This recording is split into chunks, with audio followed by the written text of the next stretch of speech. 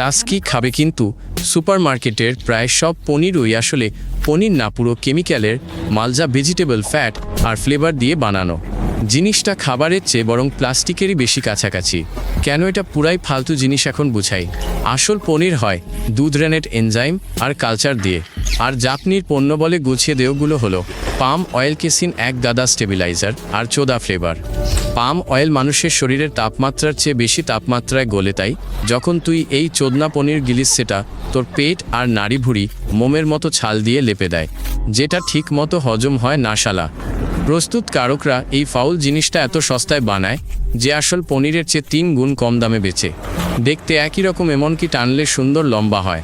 সব ওই কারাজিনান আর অন্য সব সস্তা কেমিক্যালের ভেলকিবাজি। আর সবচেয়ে বড় চোদনটা হলো আইনত এই মালটাকে পনির বলাও যায় না, তাই প্যাকেজিংয়ে ছোট ছোট করে লেখে পনির পণ্য বা দুগ্ধ চর্বি প্রতিস্থাপনকারী দুধযুক্ত পণ্য। কে পড়ে এই বালছাল? তুই শুধু শেলফ থেকে চটকদার প্যাকেট তুলে নিষ্বর করে পনির লেখা দেখে মনে করিস ভালো জিনিস কিনছিস, কিন্তু আসলে তো শালামন্থর গতির কেমিক্যাল বোমা ঘরে নিয়ে যাচ্ছিস। ধুর বালকি ফালতু জিনিস এটা। এখন শোনেই পনিরটা আসলে কিসের মাল দিয়ে বানায়।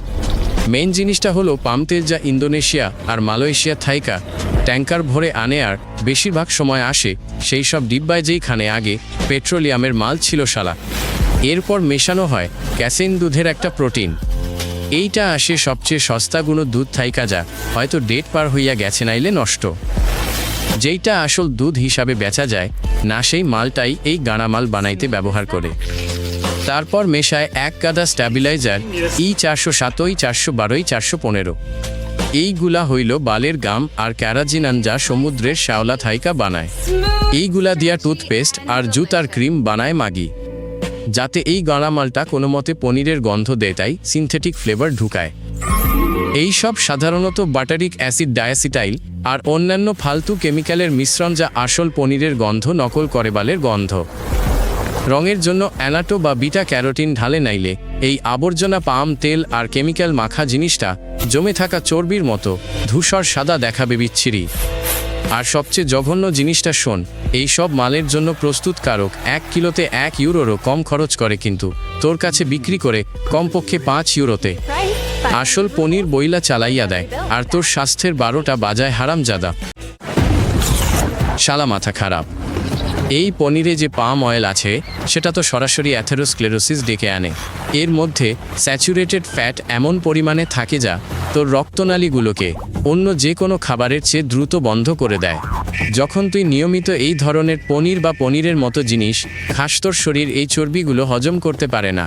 এগুলো রক্তনালীর দেওয়ালে কোলেস্টেরলের প্লেক হয়ে জমে যায় আর হার্ট অ্যাটাকের ঝুঁকি কয়েক গুণ বাড়িয়ে দেয় মাদার চোদ। কারাজিনান আর অন্যান্য স্ট্যাবিলাইজারগুলো অন্ত্রে প্রদাহ তৈরি করে। গবেষণায় দেখা গেছে এই উপাদানগুলো তোর অন্ত্রের ভেতরের আবরণ নষ্ট করে দেয়, আর আলসারেটিভ কোলাইটিস ও ক্রোনস ডিজিজের কারণ হয় শালা। সিনথেটিক ফ্লেভারগুলো তোর লিভারে জমে টক্সিক হ্যাপাটোসিস ঘটাতে পারে। তোর লিভার ভেতর থেকে পচতে শুরু করেই সব কেমিক্যাল বের করার চেষ্টা করতে করতে যা তুই নিয়মিত নিজের পেটে ঢুকা শুয়োরের বাচ্চা। এই বালছাল বাচ্চাদের জন্য আরও বিপজ্জনক, কারণ ওদের হজম প্রক্রিয়া এখনও পুরোপুরি তৈরি হয়নি, তাই পাম অয়েল আর স্ট্যাবিলাইজারগুলো ওদের মারাত্মক হজমের সমস্যা, অ্যালার্জি আর বিকাশে বাধা দেয়। গ্যাস্ট্রোএন্টারোলজির ডাক্তাররা তো এখন রীতিমতো অ্যালার্ম বাজাচ্ছেন। গত 10 বছরে ফ্যাটি লিভারের রোগীর সংখ্যা 3 গুণ বেড়েছে। আর এর একটা বড় কারণ হলো এই পনিরের মতো পাম অয়েলযুক্ত জিনিসের লাগামহীন ব্যবহার শালা।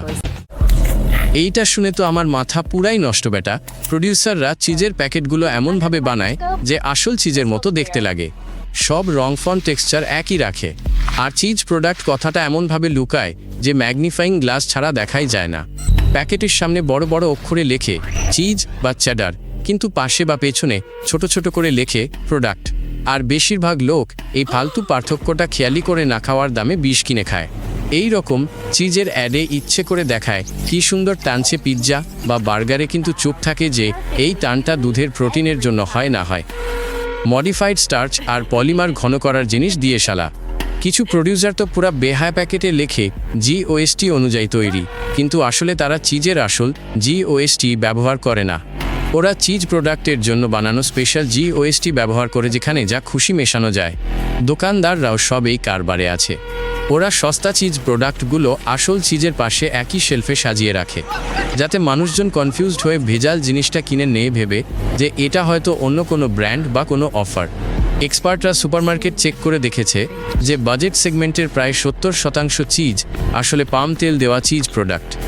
মাত্র 30% আসল দুধের চিজ কিন্তু দেখে কোনোভাবেই পার্থক্য বোঝা যায় না। এটা মাথা ঘুরিয়ে দেয়, কিন্তু এই বালছাল জিনিসটা থেকে বাঁচার একটা উপায় আছে। সবার আগে পণ্যের নামটা দেখ, যদি চিজ প্রোডাক্ট বা দুধ সমন্বিত লেখা থাকে সঙ্গে সঙ্গে আবার শেলফে রেখে দে। উপাদান তালিকা পর প্রথম 3টে উপাদানের মধ্যে উদ্ভিজ্জ ফ্যাট, পাম অয়েল বা দুধের চর্বির বিকল্প দেখিস, শালা এটা 100% কেমিক্যাল। আসল চিজে শুধু দুধ স্টার্টার আর রেনেট থাকে ব্যাস। দামটা যাচাই কর, যদি 1 কিলো চিজের দাম 500 টাকার কম হয় তাহলে শিওর এটা ভুয়া, কারণ আসল চিজ বানানোর খরচ দুধের দাম আর পরিপক্কতার জন্য এর নিচে হতেই পারে না। প্যাকেজিংটা মন দিয়ে দেখ, আসল চিজ উৎপাদনকারীরা পণ্য নিয়ে গর্ব করে আর বড় অক্ষরে লেখে, প্রাকৃতিক চিজ চিটাররা সত্যটা ছোট অক্ষরে লুকিয়ে আবছা কথা লেখে। সবচেয়ে ভালো হয় ভরসাযোগ্য উৎপাদকের থেকে বা চিজের স্পেশাল দোকানে খোলা চিজ কিনিস, ওখানে তোকে প্রোডাক্টের সার্টিফিকেট আর ডকুমেন্ট দেখাতে পারবে। এসব ফালতু জিনিস, নকল চিজ ওখানে প্রায় পাওয়াই যায় না।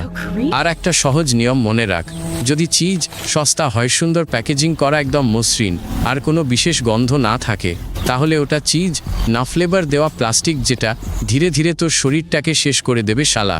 চ্যানেলের অন্য ভিডিওগুলো দেখ আর তুই আরও চমকে যাবি।